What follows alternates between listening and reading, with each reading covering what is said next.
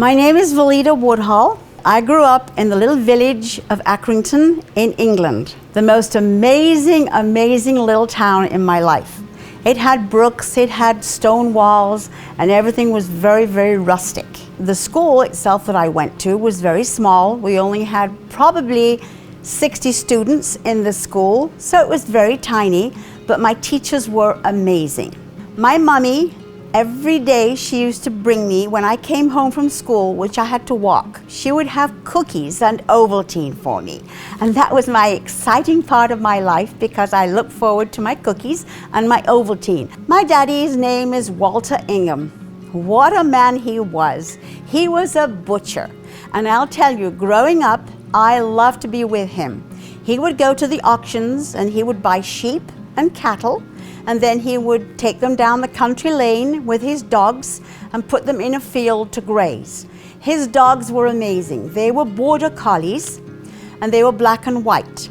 My daddy had a whistle that he could make them crawl on their tummy or separate 6 sheep from the whole flock and bring them through the gate so he could slaughter them and then sell them for meat. This was kind of a cruel way, but I was brought up that way, and Daddy, being a butcher, made me eat everything. I had to eat any part of a cow or any part of a sheep because that's what Daddy liked. He'd camouflage things. He would say, oh, it's not that. Sometimes it was like a brain of the cow, and I didn't like it, but it tasted good. But I grew up that way.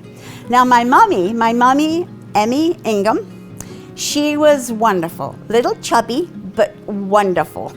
She had curly hair and she was so strong. Mommy was the best cook. She baked everything, never went to work, but was always home for us as children. So I love my mommy very dearly, and she spoilt me rotten. I had a brother. My brother's name is Melville Ingham. He is actually quite a bit older than I was, because in between my brother and myself, my mommy lost 2 children. She lost a little girl that had a heart that had a hole in it, and then she lost 1 baby that was stillborn.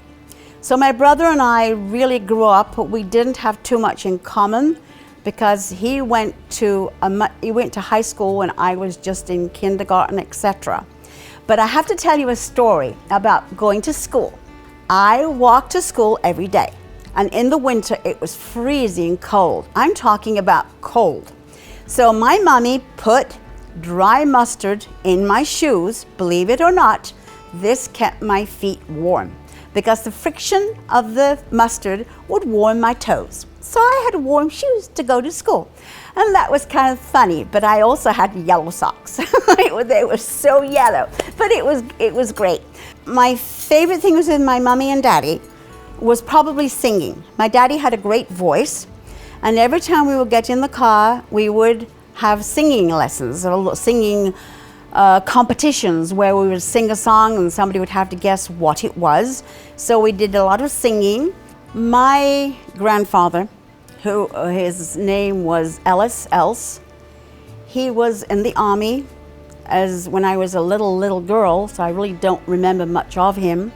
My granny lived with us. She was very proper, very English and very proper. She would always have gloves, she would always have a hat on, she would always look like she was just going out for a beautiful dinner, but she wasn't. She was maybe going to the grocery store. So basically she was a very nice lady. But the best thing about my granny, she was the best ironer in the world. She would iron every tablecloth, every linen pillowcase, everything we owned, she would iron. And she would spend hours ironing. And the irons in the days that I grew up weren't electric like they are today.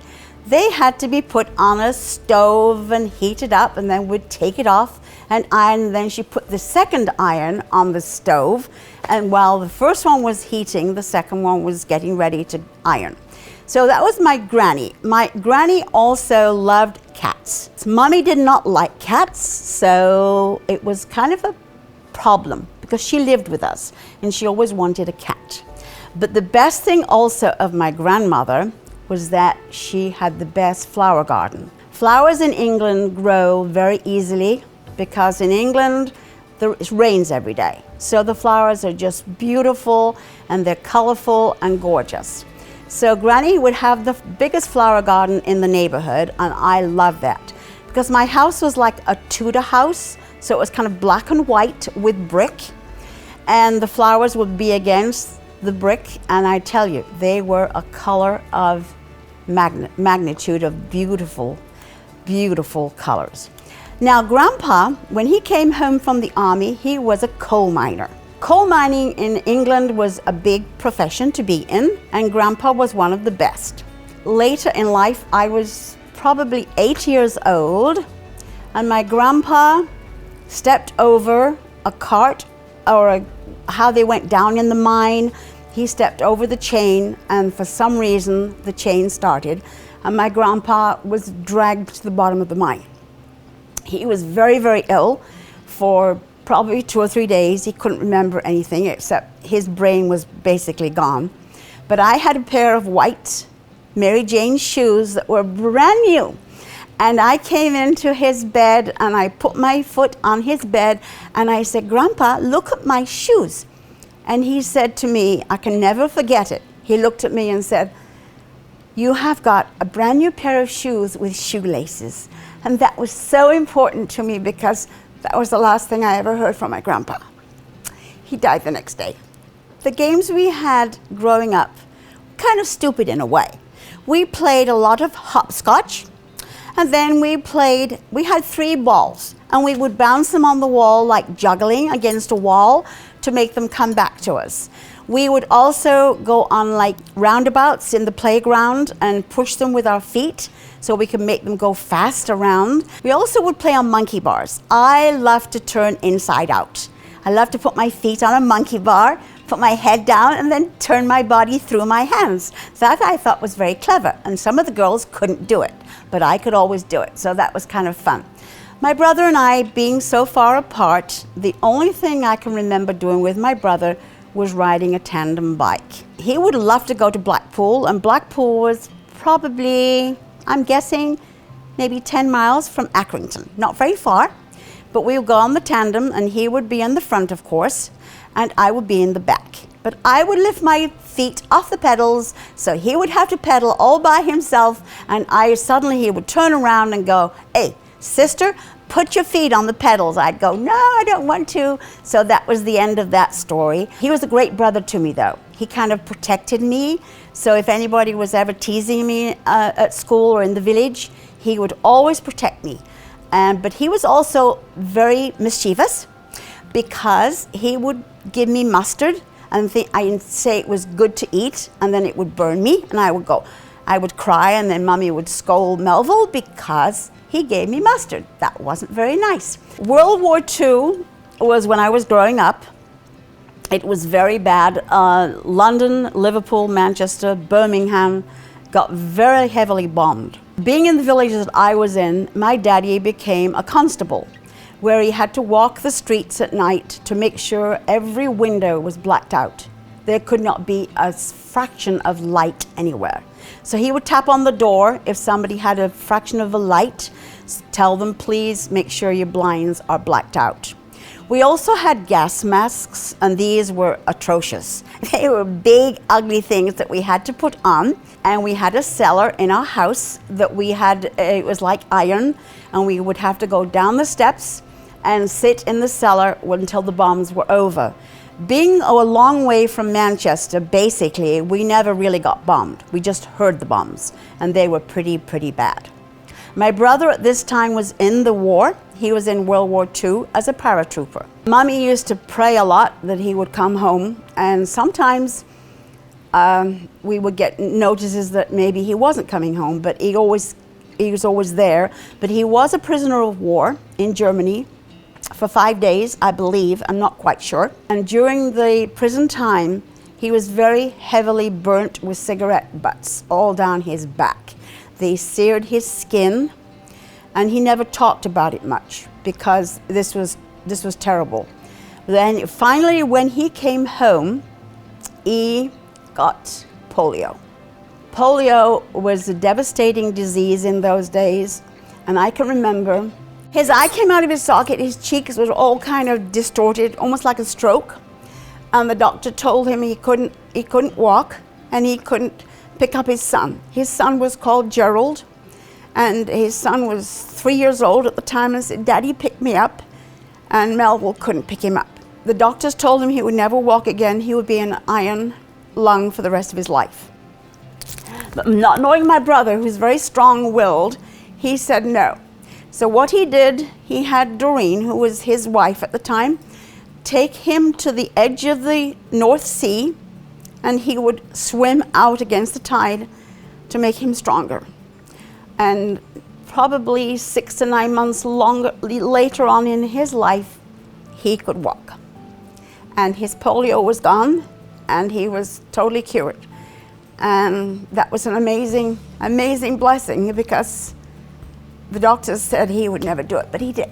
So I was very happy about that, because my brother was a great man.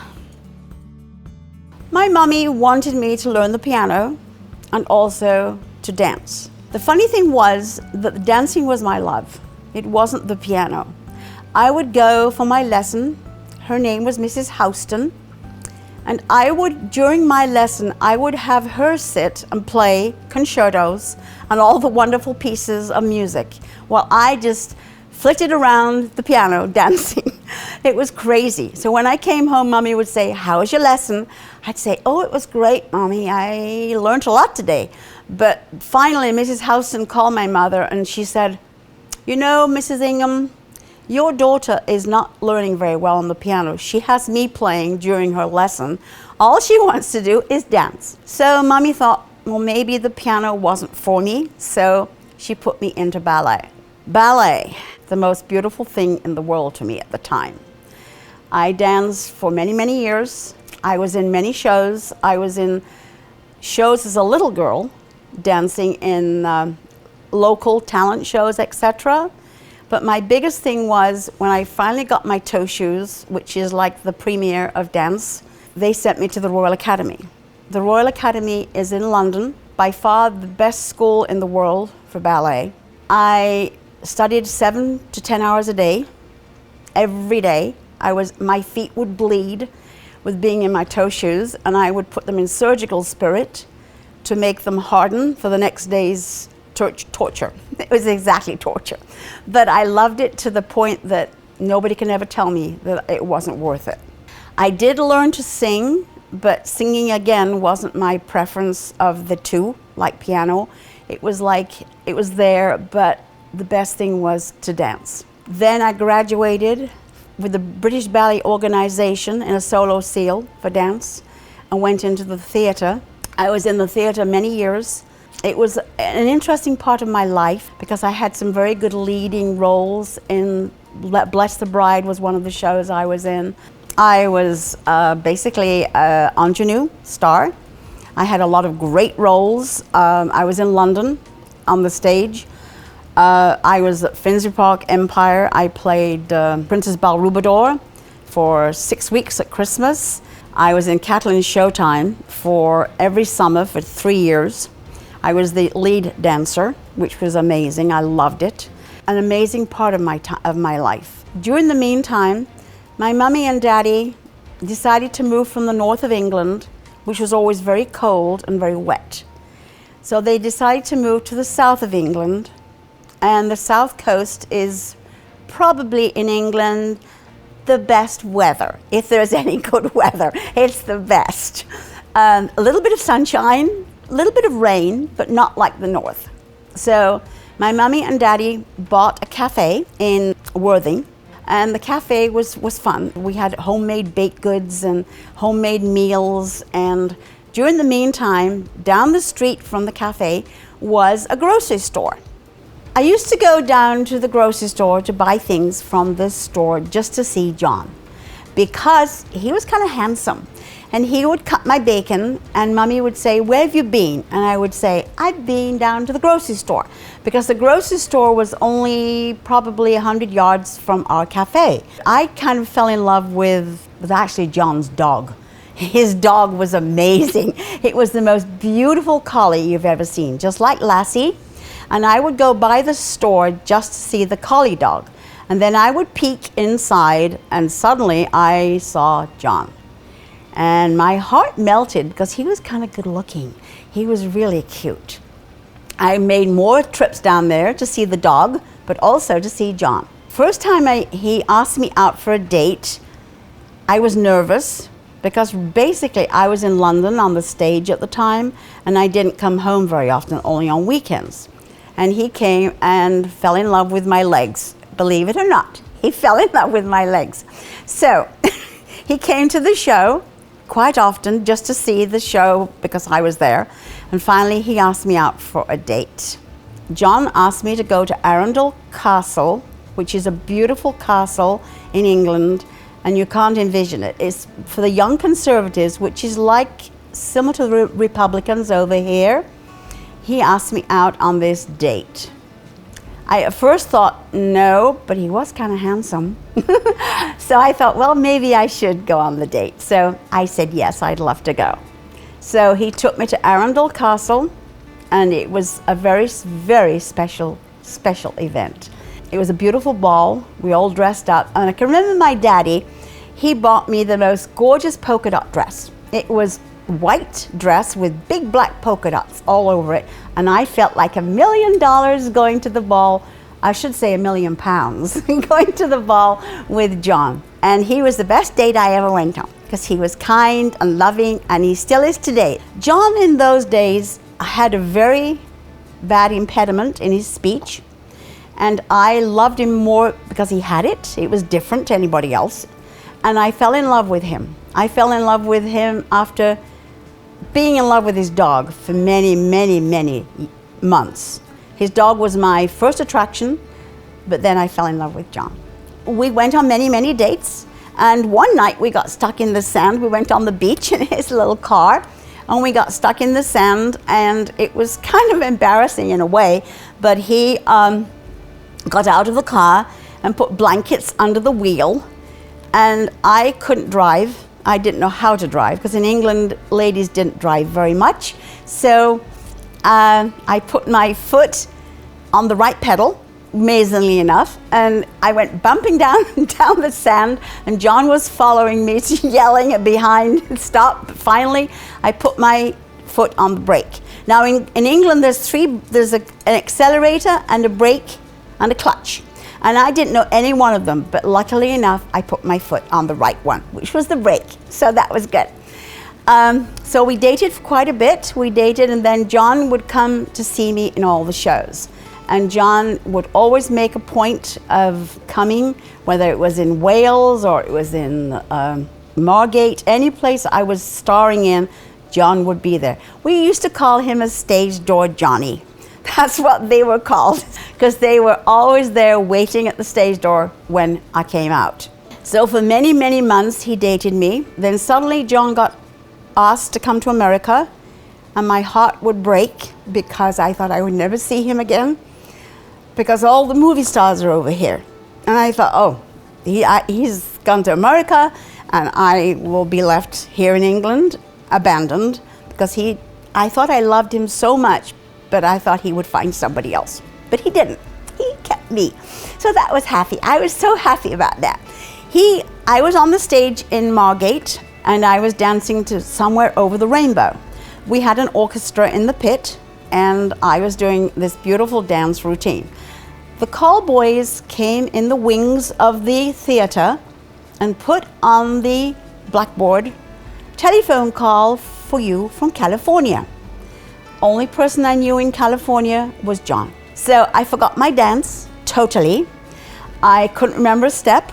So the orchestra came off with different sounds, the trumpets, the violins, everything was going ding, ding, ding, and I was going, oh no. So I almost got fired because I really forgot my dance.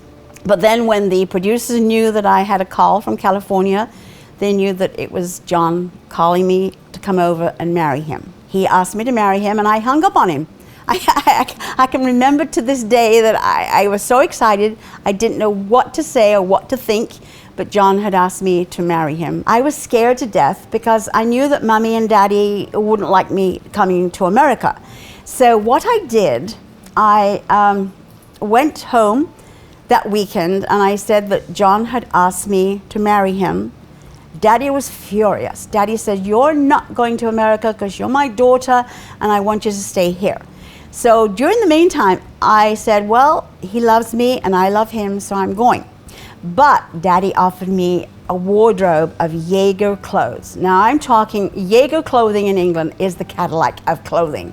They have Jaeger shops in every town. Very, very expensive. I'm talking about the best. Daddy said, "I'll buy you anything you want if you don't go to America." So being as naughty as I was, I thought, oh, why not get a new wardrobe?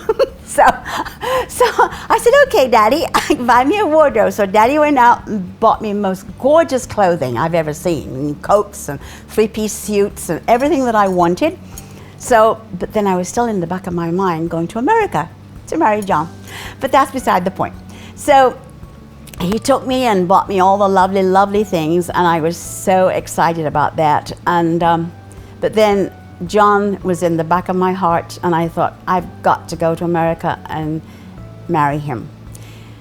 It was a big decision because, as you know, I was leaving my country and all my friends and also my profession, but I didn't quite know what to do. I thought, do I go or do I stay? Now, during the meantime, John had a personal friend, a golfing friend, that was a hairdresser. I've got to tell you a secret. This is naughty. He asked me out. He said, oh, don't go to America. His name was Michael Steele. He was good looking also, and he was John's best buddy. He asked me out and not to come to America if I would go out on a date.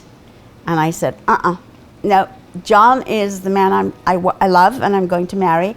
And Michael Steele begged me. He'd take me anywhere if I would have a date with him, but I never went on a date with him. When you're coming to America for the first time, you have to go through so much medical history. You have to make sure that you didn't have TB, you have never had polio, you had a strong heart. Everything had to be first class. So what I did, I went to a doctor and he checked me out. And the doctor said, "You're a dancer by profession?" And I said, "Yes." He said, "You have to have the strongest heart.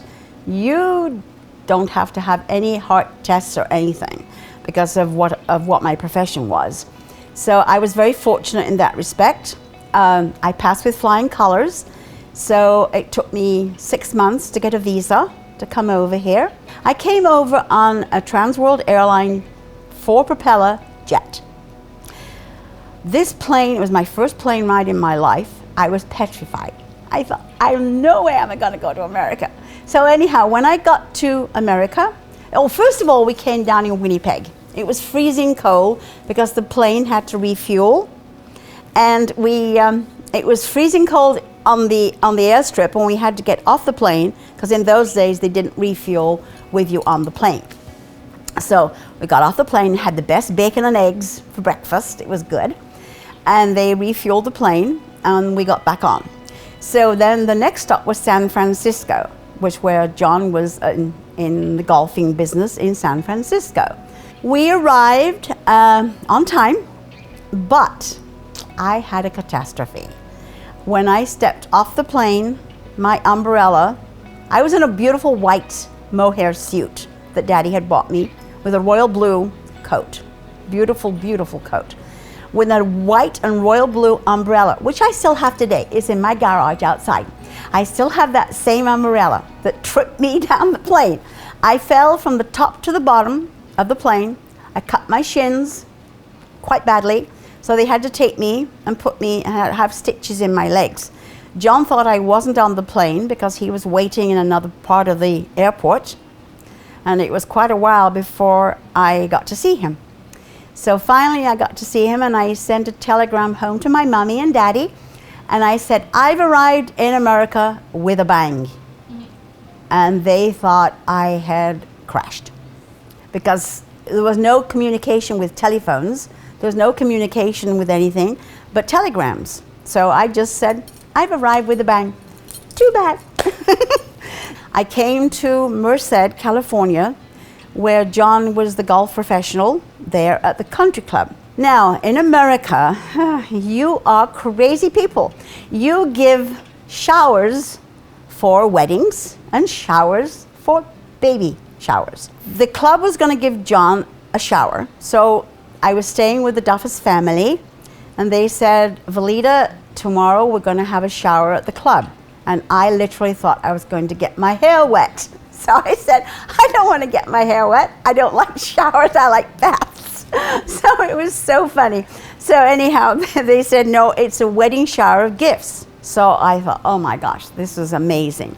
So they gave me this most beautiful shower of wedding gifts from this country club, and it was special. The wedding day was kind of exciting but in a way it was sad, because my own mommy and daddy, they weren't over here, so I had nobody basically.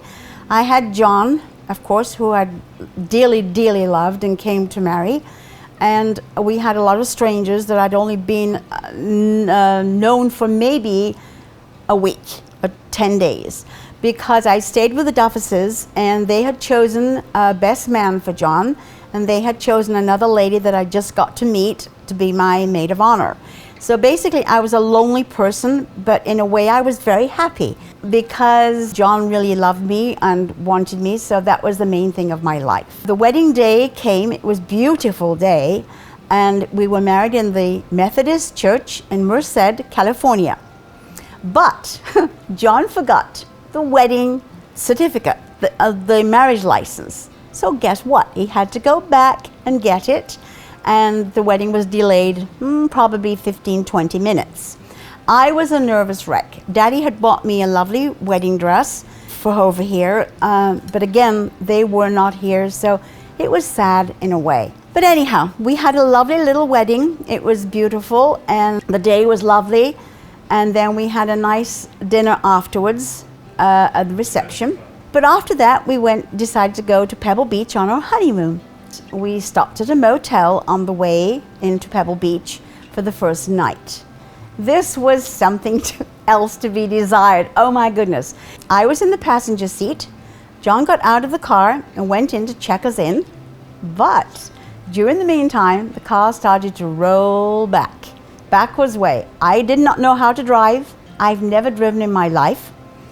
So I'm sliding under the car seat, under the belt, and I'm looking at these 3 pedals on the bottom of the car, and I thought, which one should I hit? But during the meantime, I'm sorry, John had gone behind the car to try to stop it, because he saw it rolling backwards. Now, he had got slippery shoes on, so he was flat on the floor, and the car was rolling over his body. I couldn't see this, because I was in the front. So consequently, I put my foot under the seat belt, and I hit the brake. I actually hit the brake. So the car came to a halt, and John's life was saved, and so was mine, because the car would have gone actually on the freeway, and we would have probably both been dead, because the car would have gone over John, and I would have been on the freeway hit with a lot of cars. So it was kind of a bad beginning to a good ending. So finally we got into Pebble Beach the next morning, and it was absolutely a beautiful, beautiful day. Pebble Beach is something that I personally always wanted to have a home on. I always wanted to have a home to look at the ocean. The ocean's probably my favorite thing in life, is to watch the waves crashing. And so I was always there on the honeymoon, and the honeymoon little cottage that we had was all glass. It was typically all glass. There was hardly any wood or anything else. So the first night we were there, John said, I think I'm going to go out, darling, and get us some dinner. So rather than him bring dinner home, he decided to go to a grocery store and buy 2 pork chops, 2 potatoes, and a can of peas. He loved canned peas, because his mother, that's all she fed him, was canned peas. So he brought them in, and I decided to cook dinner. Well, 2 pork chops and 2 potatoes and a can of peas isn't very much. I gave him both pork chops because I knew he was hungry. And he said to me, is this all I get? And I said, darling, I have nothing else to cook. I only have this. So from then on, he would buy lots of food. And we always had plenty of food from then on. We never had 2 pork chops and 2 potatoes. But anyhow, we stayed there for 4 days. And then we drove to Coeur d'Alene, Idaho. Small town, about 12,000 people in those days. John had just got the head professional job at the Coeur d'Alene Golf Club. So this was very, very special, and he was going to be the big wig in the town. The golf course was only 9 holes, and they were going to build another 9. So John was consequently in charge of orchestrating the back 9. This was an amazing part of our life. We loved it. They had to fell all the trees, and it was in a pine forest. The pro shop was an old Navy barrack showers, actually. It was kind of an old building they had brought in. But we loved it, and it was fun, and it was we were newlyweds. And John got a rental in a motel that was called Alexander's Motel. It was just a 1-room shack, basically. And we were there for the first year of our lives, basically. We were there, Leah lived there. It was nothing to be desired, but it was home to us. A couple of friends that were quite wealthy, and they decided to buy us a travel trailer so we could pull it behind a car. The travel trailer was 24 feet, maybe 27 foot long, but quite small. And we would travel around America in this travel trailer and live in it as our permanent home. But one night, my husband decided to have a bath, and normally he always had a shower. So he went in the bathtub, but he got stuck. He literally got stuck in the bath. So I had to pour olive oil down the sides of his legs to try to get him out. I thought I would have to call a plumber because I couldn't get him out of it. The friction of the tub was just sucking him in tighter and tighter, and he couldn't get out of it. It was so funny. I loved every minute. But he was sitting there with his legs up almost in his face, trying to get out of the tub. But those were kind of fun days, and they were exciting, actually. We lived in the trailer for 3 years. We also parked it in a maintenance yard in Palm Springs because John got a job in Palm Springs as an assistant golf professional at the San Jacinto Golf and Country Club. During the meantime, I worked at Bullock's. Bullock's is a big department store, and I loved it. I was in the collegiate department, which is basically the junior. But I had a lady that was a real special customer, and she loved me selling to her. Well, every section had their own people. She wanted to buy a mink coat. True story. She came to me and said, I want you to come over to the mink section and sell me a coat. I said, I can't, because the coat is like $7,000 in those days. I couldn't do it because the commission was big. She said, I don't care. If I have to go to the manager, you're going to sell me the coat. So I said, okay. So she went to the manager, and they allowed me to go into the furrier department and sell her a mink. My name was bad because all the girls in that department really began to hate me because I'd got this big commission on this mink coat. But anyhow, beside the point. I sold the coat, and it washed over many, many years later. I was thrilled to have done it for this lady because she was a very, very special customer, and I loved her to death. So, and then during the meantime, John was at the golf shop. To make a long story short, we were a little short of money. So what do you think we did? We went to work in a golf ball factory. This was amazing. The golf ball factory was something else. I wound all the golf balls with the rubber. John made all the covers for the golf balls in a very, very hot oven. And every night, he would work at the golf shop in the day, I would work at Bullock's, and then we would go and make golf balls. One night, I was doing the culls of the golf balls. I pressed the machine too hard, and all the black tar that was in the center of the golf ball squirted out all over me. I was full of black tar from the center of the golf ball. It was very bad. John came over and tried to clean me up, but it was sticky and messy. And but we made a lot of golf balls. They were all for ranges. We had stripes around them. We had to stripe them. It made pretty good money for us, and that helped buy groceries. But also, we couldn't afford to park our trailer in a park, so we parked it in the maintenance yard of the clubhouse, of the golf course. And every morning at 4 a.m., all the mowers would start up, and we would be in bed listening to the mower starting, listening to everybody yelling and screaming, all the people of the maintenance crew getting ready to go out on the golf course to work. And we were still in bed. That wasn't very fun, but we did it. So anyhow, that was part of our life. Hannah and Papa Hill were more like our parents, because we had no parents over here. They were dear, and they bought a lot next door to their house so we could build a little house on it. And that was very special. We built our first home, and that was at the Coeur d'Alene Golf Club, probably 2 years, maybe 3 years after we sold the trailer. And we built a nice little house. It was darling. It had a basement and had a beautiful white fireplace in the middle that was on both sides, both in the dining room and the living room. It was a very special home, and that was our first home that we ever built. During the golf years at Coeur d'Alene, we had many, many friends, and often we would go on trips because we would go on golfing trips. And our one trip we went on was Banff, Canada. Banff Springs is the most beautiful, beautiful place. It's scenic and just absolutely spectacular.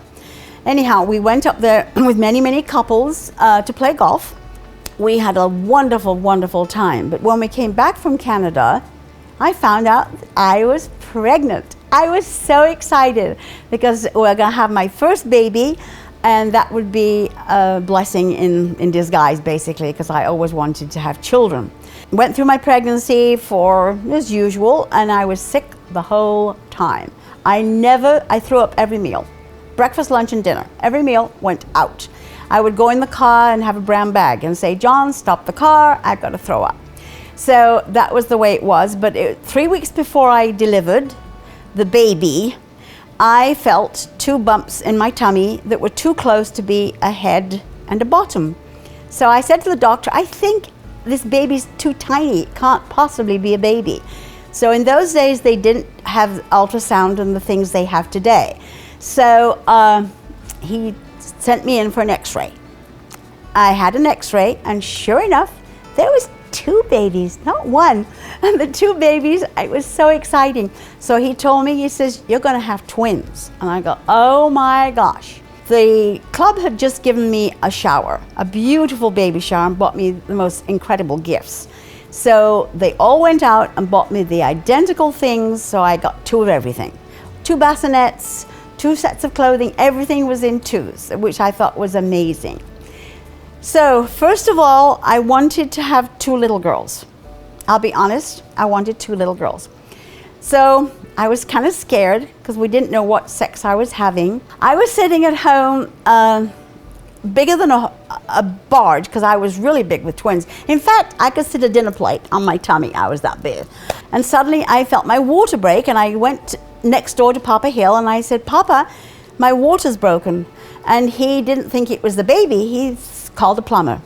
He called a plumber thinking that my pipes in the house had broken, and they hadn't. It was the baby. So anyhow, I went down to the hospital. The hospital in those days was really tiny. I think it only had, I'm guessing, maybe 30 beds in the whole hospital. And they had none left in the maternity ward. They only had 2 beds. So they put me down in kind of a basement. And John came in and said, no, my wife's not going to stay in the basement. So they brought me upstairs and gave me a very nice bedroom that wasn't really a maternity room. I had a pretty easy delivery, and Tava was born first. She came out first. So I didn't care what the second baby was, because I already had my baby girl.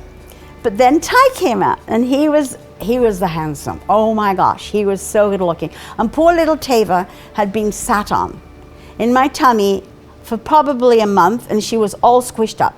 Her chin was bent, her head was crooked. I mean, she was a mess, and I didn't want to see her. I kept saying, I want to see Ty, because Ty was gorgeous. And that's a true story too, because I mean, Tava was really pretty beaten up. Black eyes and everything else. I think Ty had been kicking her forever.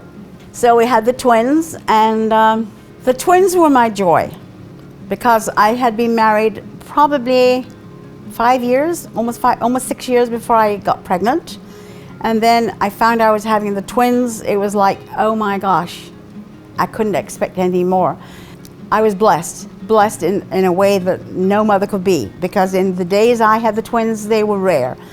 Multiple births weren't as popular as they are today.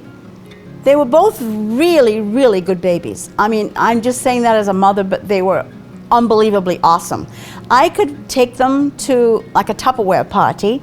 I could sit them on a towel with a few toys, and they would sit for an hour and a half and not make a peep, just play. They were very easy to handle, except Ty was always hungry. He was always starving. Tava was the one that would sit back and be the good little girl, let her brother be fed first, because he was always wanting food. I never could give him enough. But many, many times I would have 2 bottles and 2 spoons at one time, trying to feed them both. And they were so fun. We did so many happy things with them. We took them on trips. They were just a blessing to me. John was very busy at the golf club because he was a very busy man, but he was a great daddy. When he came home at night, he was the best. When they got older, he would tell them stories before they went to bed, and they would look in his eyes and he would tell them, make up stories. They weren't stories out of a book. He would make up stories about bears or about something, and the children would just absolutely adore him. And that was made me very happy, because as a mommy, you want a husband that takes care of the kids as much as you do. And that was a blessing. I can't ever thank him enough for doing that for me, because every night they say their prayers, and then he would tell them a bedtime story. We had some fun times together. I mean, we really did. In the days they grew up, we were quite wealthy, so they had everything that we could possibly do for them. We took them on trips. We had a wonderful boat. One family vacation I really remember was we went to Snowbird, Utah to ski. Skiing was never my favorite thing to do because it was cold, number one, and I had very high insteps and my boots always killed me. So I wasn't the best skier either. I was kind of in the bottom of the totem pole for skiing, but that's all right. We went with the Duffus family, and we actually had 2 cabins booked. But when we finally arrived, the cabin for the Duffuses had been sold to somebody else, and we didn't know what to do. So the thing was, okay, we bunk in our room. So all of us stayed in our room, which was kind of a nightmare in a way, because there was 2 whole families of staying there.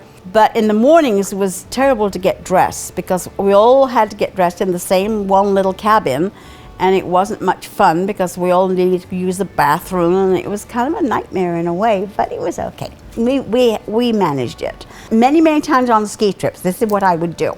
I would go and I would ask the ski lift person that punches your card to punch me many, many times, because this way I didn't have to ski as much.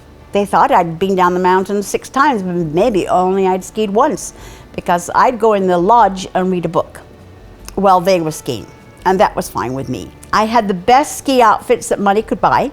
John bought me old Bogner, and they were the German ones. I had every color in the book. I had blue, and I had beige, and I had pink, and I had all these gorgeous outfits, but I was a terrible, terrible skier. I was never very good.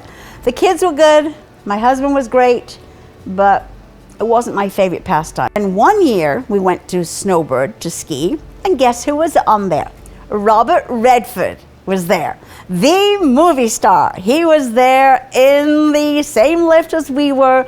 Going up the mountain was Robert Redford. And I was so excited because, you know, he was a big star and we were just peons, but that was fun. So anyhow, that was the ski trips, and we did many of them, many ski trips. We did also camping trips. But I wasn't a good camper. I didn't like wasps. I didn't like cooking out that much. Many, many times we would go on so many vacations that we went on cruise ships. We went to England. We did so much. Growing up was really fun. I loved every minute of it. And I had the best family. The greatest thing in my life, probably, beside having my own kids, is having the greatest grandchildren. They have brought so much pleasure to me. I cannot tell you how fortunate and how blessed I am to have them. I have 8 total, and they're all different, and they're all a blessing to me. It's hard It's hard because you want to love them all the same way and you want to do the same things for them. And I try to. I try to be as fair as I can as a nana. And I love to be a nana. It's probably the most blessing thing that I've ever had in my life.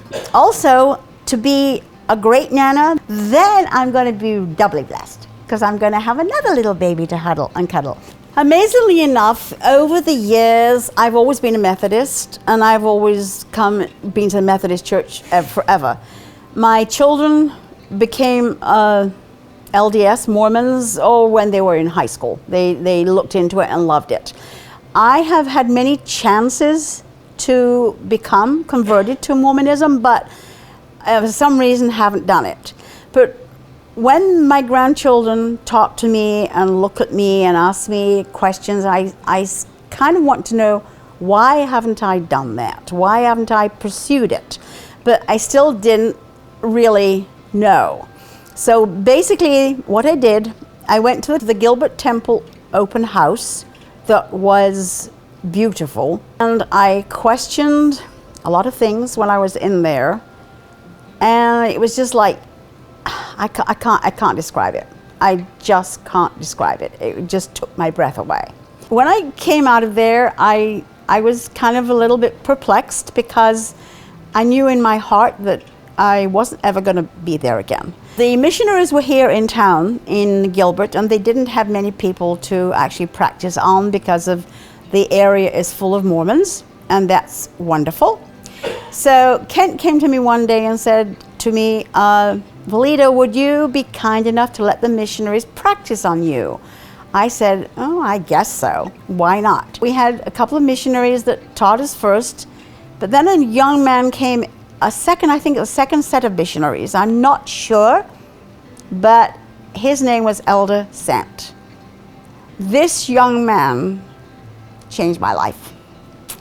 He was probably the most knowledgeable of the gospel. Every question you asked him, he had an answer for it, and some of the other missionaries didn't quite have the same answers that he did. I don't know why. It was just that he was the best at teaching and knowing what he was teaching.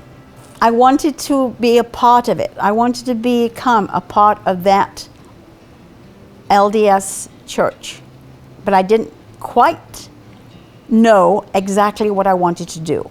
And I still was wondering what was happening and didn't really know much about it. But the more I learned, the more I wanted to learn.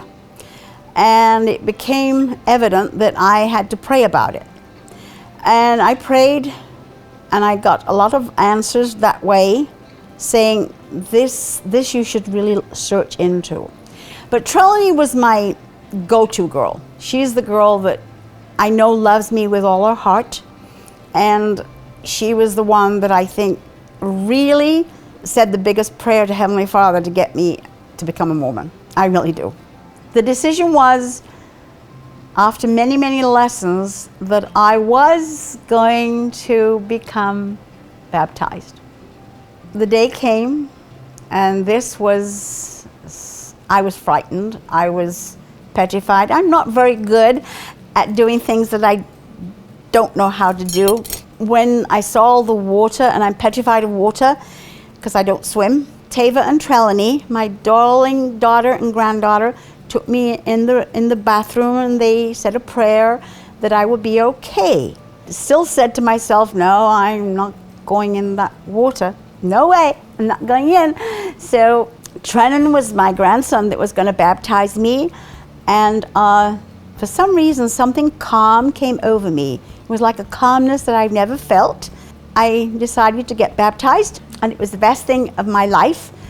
And Trennan said, Nana, you're going to be okay, because Heavenly Father's not going to let you drown, and He's not going to do anything. So I was there, and I got baptized. And it was just so special and so meaningful to me. The people were all there to witness or welcome me into the church.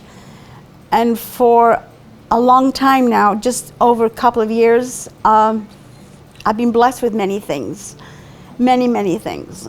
I love my old family. for what you've done for me and how you've made me happy. And I'm the happiest person in the world, even though I don't have material things anymore. I have a lot of love. And love is probably the most important thing you can have in life, is to have love and people around you that love you, even though I wish sometimes I had a little more to give. I think living life is probably the best thing you can do is be kind and positive to people around you, but most of all to your family. I want them to always remember me as being happy and giving and loving and kind and trying to be the best mother and the best nana and the best grandnana, whatever I can be to everybody. And I feel very blessed in my life that they have loved me as much as I have loved them. And that is so important to me, because when you give love, you receive love. And that's what I want to be known for, is to give lots of love. And I do love you all so much.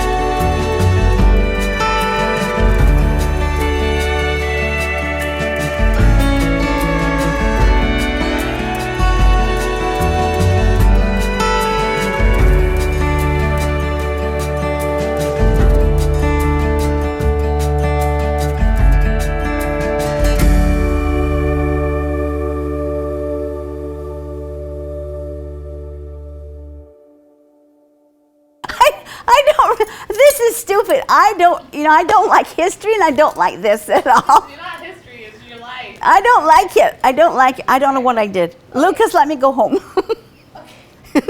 I'll never do this in 100 years. Okay.